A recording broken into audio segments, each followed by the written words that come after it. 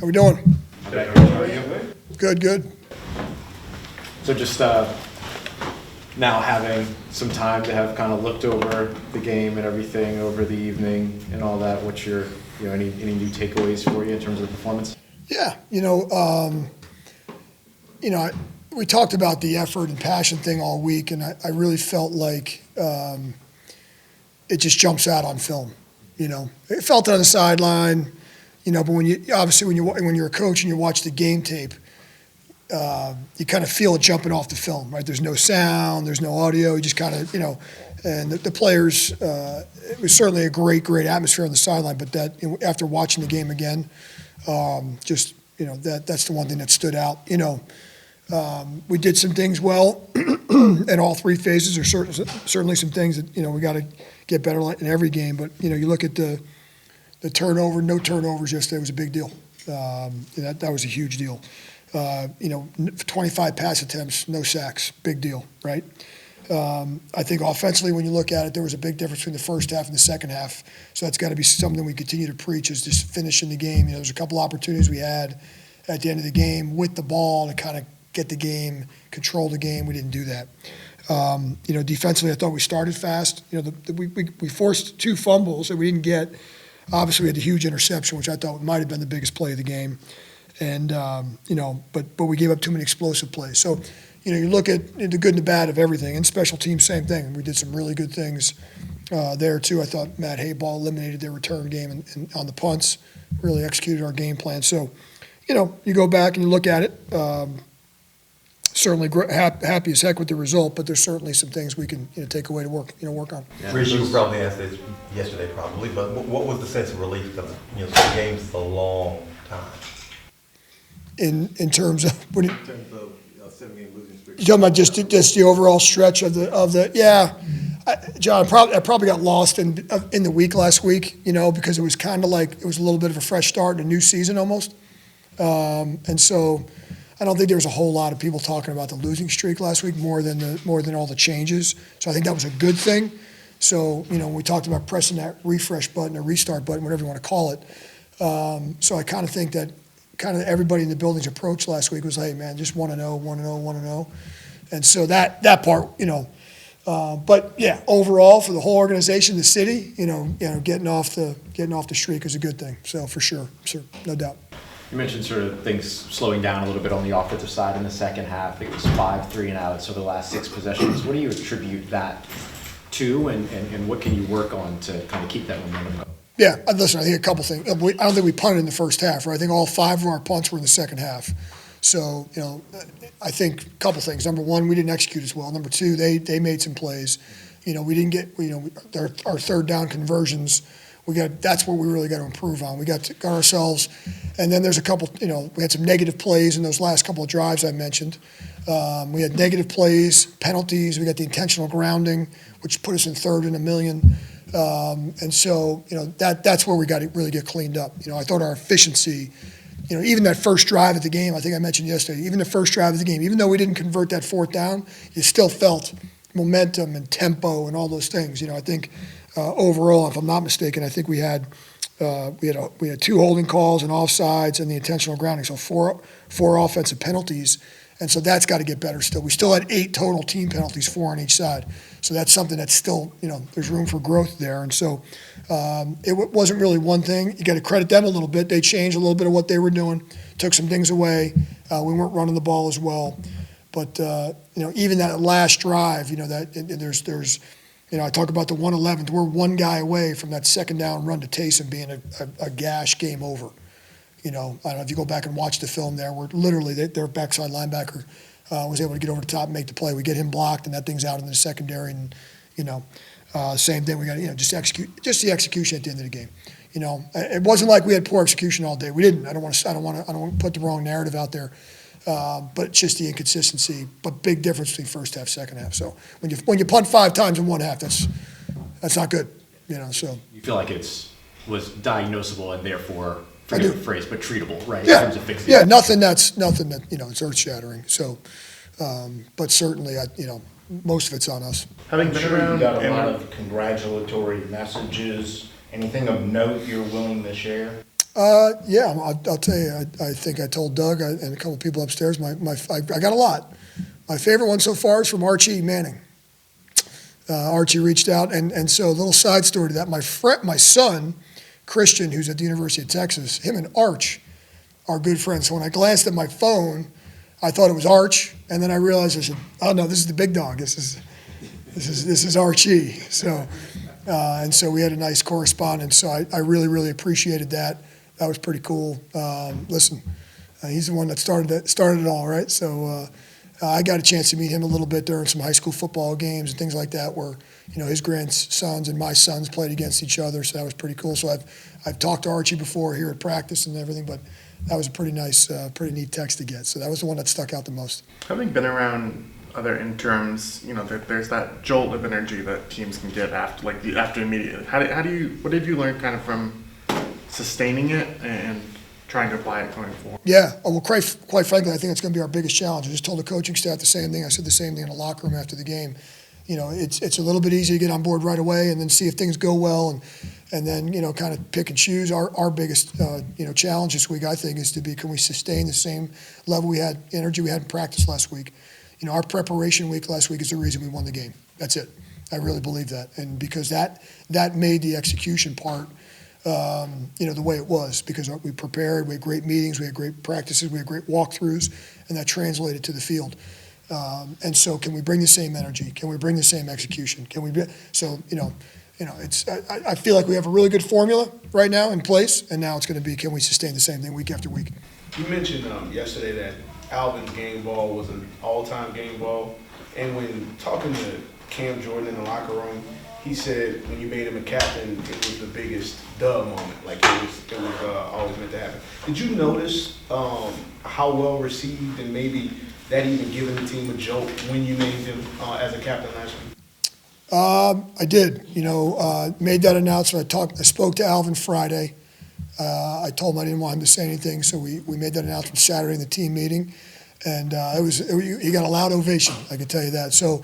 But like I said yesterday, in my opinion, obviously, he deserves it because that's the way he's been playing, that's the way he's been preparing, and that's the way he's been in the locker room. And so, but yeah, I did feel that. I felt that from the team. It was very, very well received, and I think it made a lot of people had some smiles on their faces, and so yeah, it was, to me, it was a little bit of a no-brainer. Yep.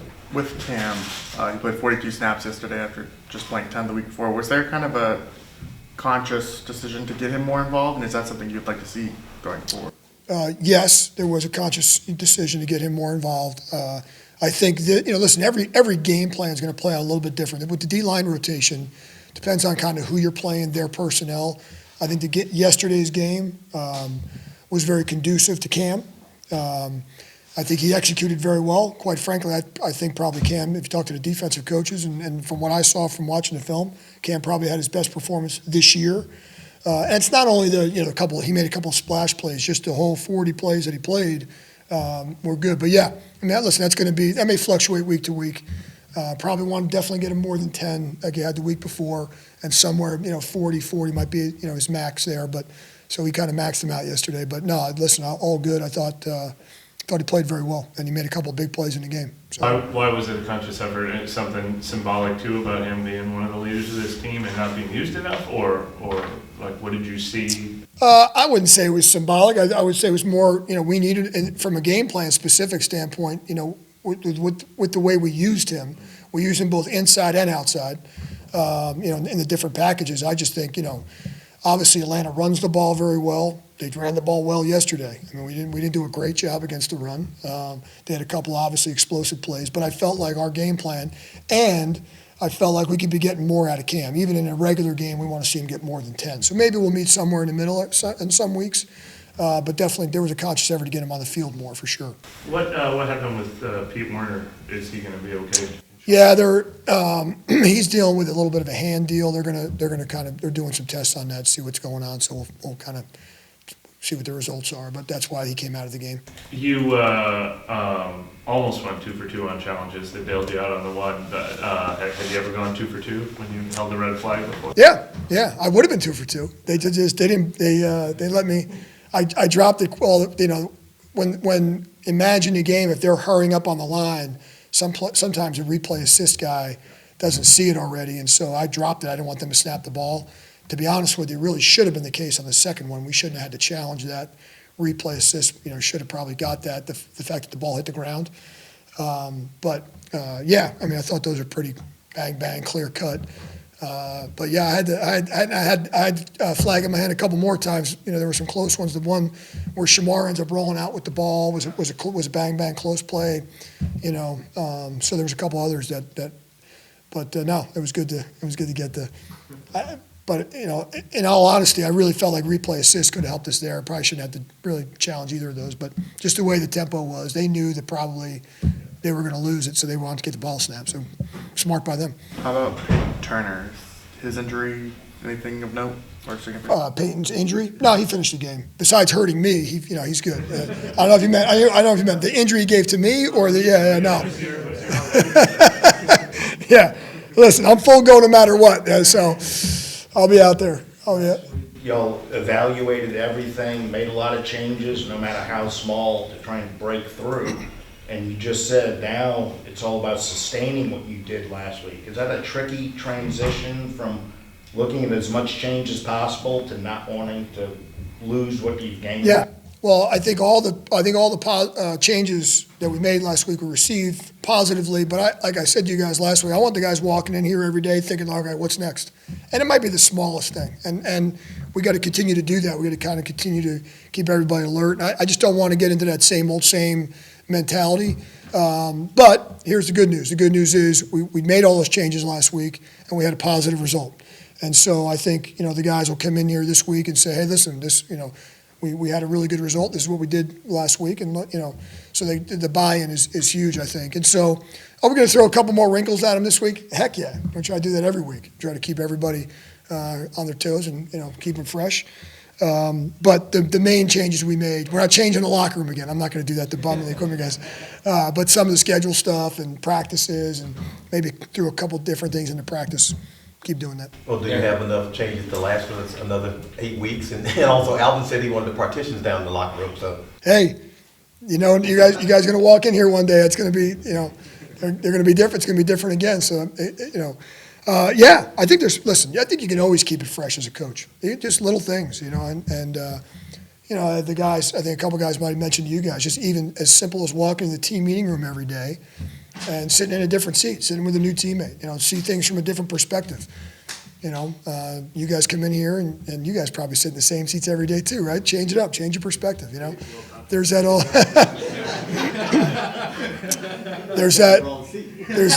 there's that expression I like a lot. It's the old, the Iditarod, right? If you're not the lead dog, the view never changes, right? So if you're not out in front, you're always, I won't say it. So, so you want to change the view a little bit and see things from a different perspective. I don't know if you were present for it, but a couple guys were saying that Tyron maybe addressed the defense or even the team and said, look, I've been underperforming relative to my own expectations. I'm going to be a catalyst for this team the rest of the way. When a veteran guy kind of owns up to like that in front of the team, what sort of impact can that have? And did you see it play out? Now, listen, first of all, it doesn't surprise me. Yeah, I did hear it. And when you preach accountability, there's no one, you can't have exceptions, right? You can't say, well, we're going to make all these younger guys and these rookies and young people, we're going to hold them accountable, and then, oh, by the way, we're not going to hold you accountable. But when the players, Bill Parcells used to say, we talked about Coach Parcells, and one of the things I took from him is when the players take ownership of the locker room and the players kind of take ownership of the team, that's just a great example. Great things can happen. Anything can happen. The sky's the limit. And so when you got guys like Honey Badger and DeMario and Cam and AK and Derek and some of these veteran players that are able to look at their performance and say, man, I could do better. I could perform better. I could do this better. There's things I need to work on. And it's great, And so, he's obviously got a lot of respect in that locker room. So when he's able to stand up in front of everybody, people listen. People listen to what he has to say. And so when you have a guy like that being the example, I'd step out of the way. It's like I said to you guys yesterday, I walked over to talk to the defense, and DeMario and I were on the same page. He already had him. And so if he's got it, that's better than me getting him. And so with all those experience. So yes, from an accountability standpoint, here I am preaching the 111 thing. That's an extremely good example of 111. The guy taking accountability, and I got to get better, something I got to work on. And as I said to the guys last week in the very first team meeting, everybody sitting in the room, there's something that everybody can choose and pick and decide on what they can get better at, me included. We got to get better in this area of special teams, or now we can get this better in this area of the team. Everybody, maybe it's the preparation, maybe it's your hydration, maybe it's the way you activate, maybe it's the way you practice for the 2 hours. So again, I know it was a little bit of a long answer, but it's important to me. And when guys like that, when guys like Honey Badger buy in, then everyone's buying in. And for the defense, obviously they had a bigger magnifying glass on them in these last few weeks. From a confidence standpoint, how much was a win necessary? Yeah, listen, it was important for everybody's confidence, the whole entire team. But yeah, here's the deal. I mean, at the end of the day, we ended the game with the defense on the field, and that's how we won the game. And so I think that goes a long way. Are there things we can get better at? Absolutely. But we made some huge plays. Chase Young's strip sack there at the end defensively. I mentioned Honey Badger's interception. You could argue those are the two biggest plays of the game because those are catalysts in helping us win, because here they are, they're in plus territory when Honey Badger gets the pick. Here they are on a 2-minute drive, they're moving down the field, just had a big play, strip sack, fumble. And so, yeah, I mean, those plays really lift up the spirits of the defense. Now, there's still things we got to get better at. We got to get better. We're still not tackling good enough. We're still giving up a little bit too much rushing yards. We're still giving up too many explosives. That's still got to continue to get better. But I think there was a little jolt of confidence for sure. Cam and a couple of the defensive linemen have said since Brian Young took over, it's been more about technique rather than scheme. What's the benefit of that? Like, how did you see that kind of play out? Yeah, I mean, listen, when you look at the 7-game stretch, what we weren't doing well, a lot of it had to do with some fundamental stuff on both sides, all three phases. And so we kind of got back to, let's get back to basics last week. Let's not worry so much about, running all the schemes and doing all that. Let's block, let's tackle, let's not turn the ball over, all the recipe things that are the essentials for winning.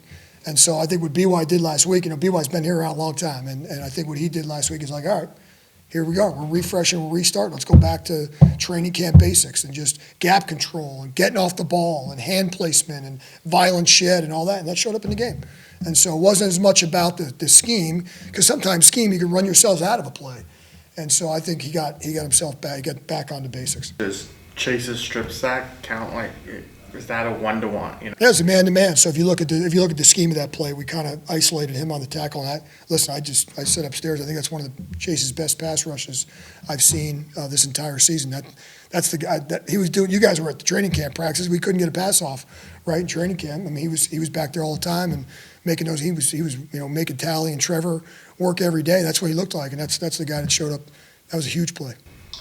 You might not be able to go into too much detail just for game plan purposes and things like that, but it seemed like there were some differences with the way that the defense approached third downs in this game from what we had seen prior. What brought about that change, and did you see the result of it? Yeah. Well, listen, I think Joe and his staff, Joe Woods and his staff, I think somebody asked me that question during the week, like Joe was going to have his little flavor, added his flavor to, what we were already doing. So our fundamental core defense didn't change, the calls and all that.